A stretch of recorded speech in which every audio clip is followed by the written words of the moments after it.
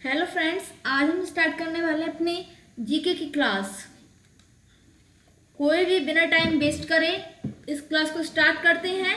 और आज जिस क्लास में पढ़ने वाले हैं वो बहुत ही इम्पोर्टेंट प्रश्न है, लास्ट के खासकर ज़्यादा, तो इस वीडियो को बिना स्किप करे देखें। तो इसका जो पहला क्वेश्चन है, भूगोल का पिता किसे कहा जाता है। हम ज्योग्राफी पढ़ते हैं, भूगोल पढ़ते हैं, तो हमें इसके बारे में इतना तो पता ही होना चाहिए कि भूगोल का पिता किसे कहा जाता है। एरेटोस्थनीज, एरेटोस्थनीज को किसको कहा जाता है? एरेटोस्थनीज को। दूसरा, भारत का सबसे दक्षिणी बिंदु क्या है?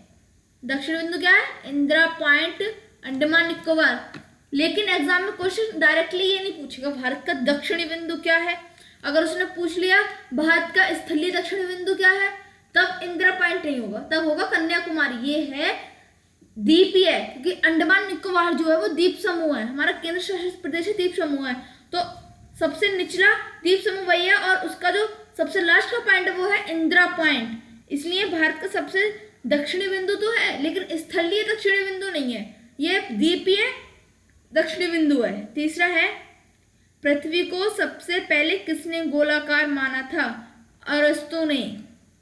पृथ्वी को सबसे पहले जो गोलाकार माना था वो अरस्तु ने माना था। मानव भूगोल का पिता किसे कहा जाता है?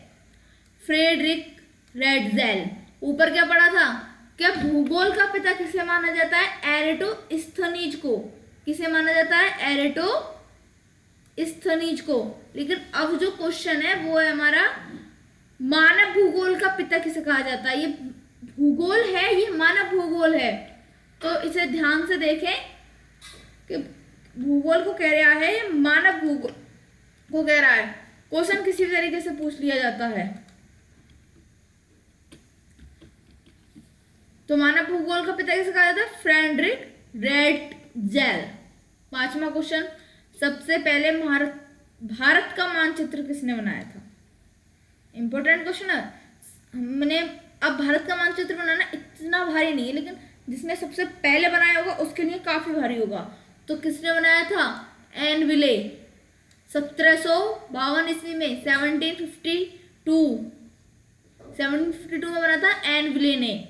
6th है, अध्याय के लिए स्वतंत्र विषय के रूप में भूगोल को कब मान्यता मिली? क्योंकि स्वतंत्र विषय के रूप में, इसका अर्थ है पहले भूगोल स्वतंत्र नहीं, उसे पढ़ना जैसे इस अब पढ़ते हैं ना, कोई अपनी अलग सी लाइन लेनी है।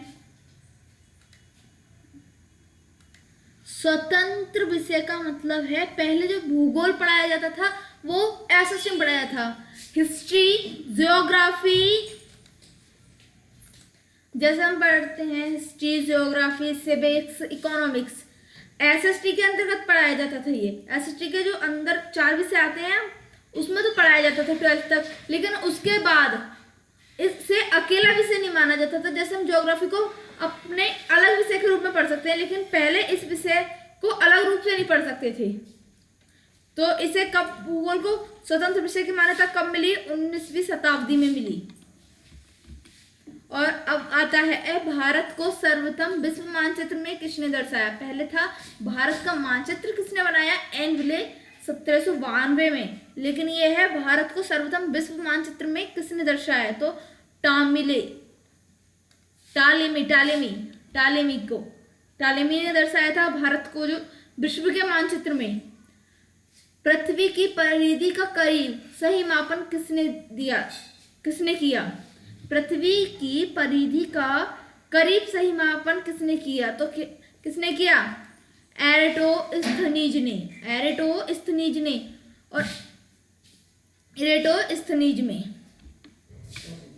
और इरेटोस्थनीज भूगोल के पिता भी यही हैं, और एरेटोस्थनीज ही है भूगोल के पिता।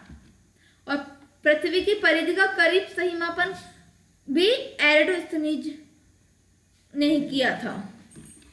9th क्वेश्चन आता है, कौन एंथ्रोपीजियोग्राफी ग्रंथ के रचयिता हैं? कौन एंथ्रोपीजियोग्राफी जो ग्रंथ है उसके रचयिता हैं? फ्रेडरिक रैटजेल। फ्रेडरिक रैटजेल अभी पढ़ा है। मानव भूगोल किसने बताया था? फ्रेडरिक रैटजेल ने। और भूगोल किसने बताया था? भूगोल के पिता हैं एराटोस्थनीज और मानव भूगोल के पिता हैं फ्रेडरिक रैटजेल। 10वां आता है जियोग्राफिका शब्द का प्रयोग सबसे पहले किसने किया था?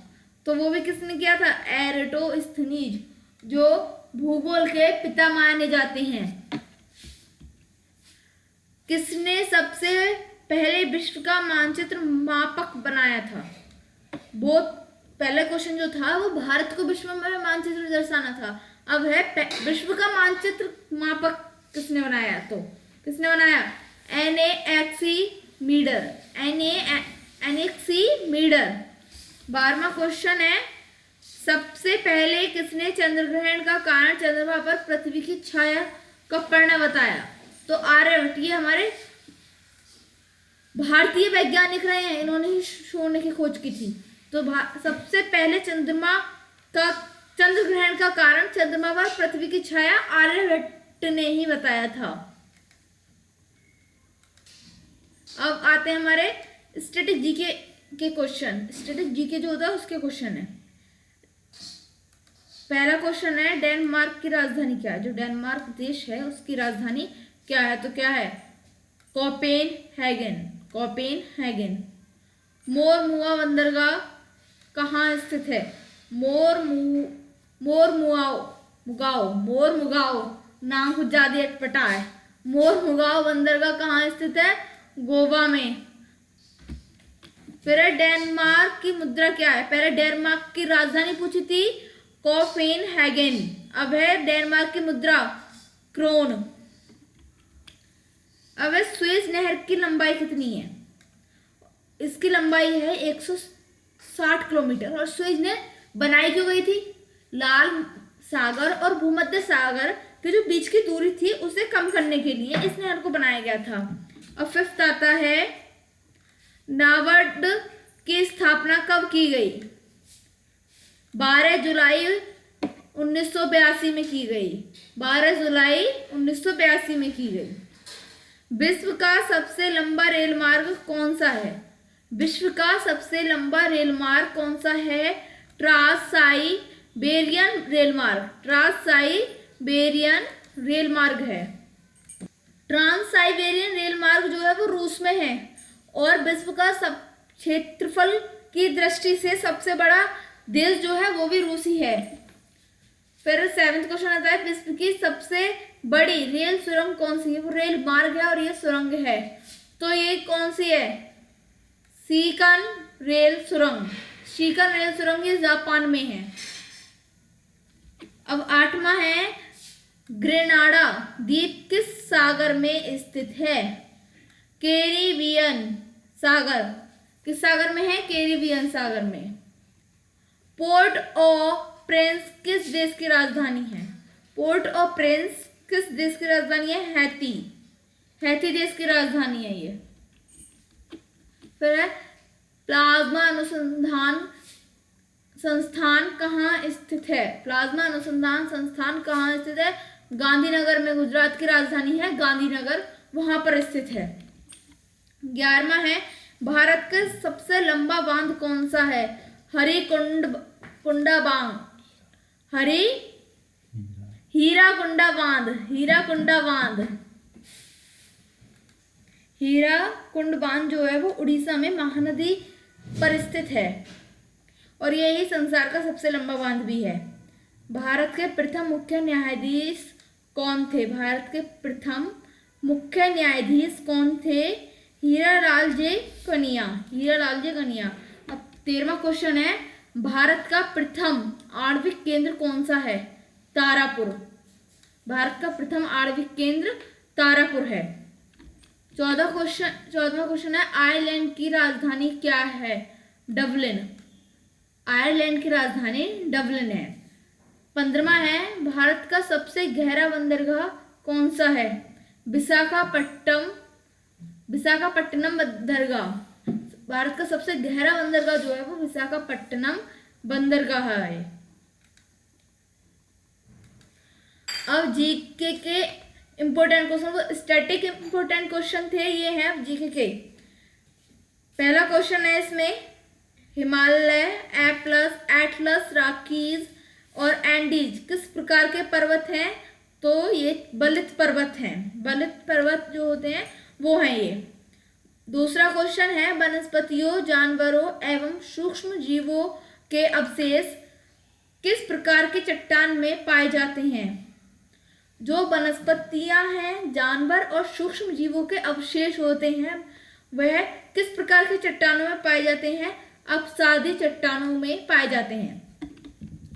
तीसरा क्वेश्चन है, भारत और तमीर बेसिन के बीच किस दर्रे से संपर्क स्थापित होता है? वह है काराकोरम दर्रा।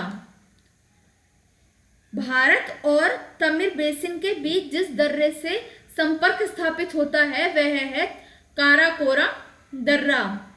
चौथा क्वेश्चन है, किस पर्वतमाला को सह्याद्री के नाम से जाना जाता है? तो सह्याद्री के नाम से जाना जाता है, पश्चिमी घाट के पर्वतमाला जो है उन्हें सह्याद्री के नाम से जाना जाता है, और ये सह्याद्री जो है वो हिमालय पर है। पांचवा क्वेश्चन है, दक्षिणी गोलार्ध में सबसे लंबा दिन कब होता है? जो दक्षिणी गोलार्ध है, पृथ्वी के दक्षिण में स्थित है, उसका सबसे लंबा दिन कौन सा होता है? 22 दिसंबर को सबसे लंबा दिन माना जाता है उसका। मालाबार तट कहां से कहां तक विस्तृत है? तो मागुआ से तिरुवनंतपुरम तक। सातवां क्वेश्चन है, सियाचिन ग्लेशियर कहाँ स्थित है? लद्दाख में। सियाचिन ग्लेशियर लद्दाख में स्थित है। जापान का सबसे बड़ा द्वीप कौन सा है? होन्शु द्वीप। जो जापान का सबसे बड़ा द्वीप है वो है होन्शु द्वीप। 19वां क्वेश्चन है, गुजरात में ताप्ती नदी पर कौन सी परियोजना स्थित है? जो गुजरात में ताप्ती नदी बह रही है पर उस पर कौन सी परियोजना स्थित है? काकड़ा पार परियोजना। काकड़ा पार परियोजना। 11वां क्वेश्चन है, इंडोनेशिया की राजधानी जकार्ता किस द्वीप पर स्थित है? जो इंडोनेशिया की राजधानी है जकार्ता वो किस द्वीप पर स्थित है? वो जावा द्वीप पर स्थित है। और इस जावा के जंगलों में सबसे माही लकड़हारे पाए जाते हैं, क्योंकि यहाँ पर लकड़ियाँ बहुत ही अच्छी, सबसे ज्यादा घने जंगल भी जावा द्वीप समूह पर ही हैं। और उपनिवेशित सरकार जो थी उसने जावा के जंगलों पर अधिकार पाने के लिए उन लकड़हारों को बहुत ज्यादा डराया था, जिससे कि वह उस सारी जमीन को अपने कब्जे में ले लें, क्योंकि जावा के जंगलों से काफी स्पिलर बनाए जाते थे, वो थे लकड़ियों के स्पिलर। जो ट्रेन होती है उसके जो पट्टी बिछी होती है उसे वो स्पिलर होते हैं उसमें। तो पहले स्पिलर लोहे के नहीं बनाए जाते, जिस अब लोहे के स्पिलर बनाए जाते हैं, लेकिन उस टाइम जावा के जो पेड़ थे वो बिल्कुल सीधे होते थे, जिनसे स्पिलर बनाने में बहुत ही आसानी होती थी। इसलिए इंडोनेशिया की राजधानी जकार्ता किस द्वीप पर है? जावा द्वीप पर है। और जावा के जंगलों में जो पेड़ पाए जाते हैं वो बिल्कुल सीधे होते हैं, जैसे अपने यहाँ शीशम के पेड़ पाए जाते हैं उसी प्रकार के होते हैं। अब यह जो वीडियो है अपने दोस्तों को शेयर करें, वीडियो को लाइक और चैनल को सब्सक्राइब करें। धन्यवाद।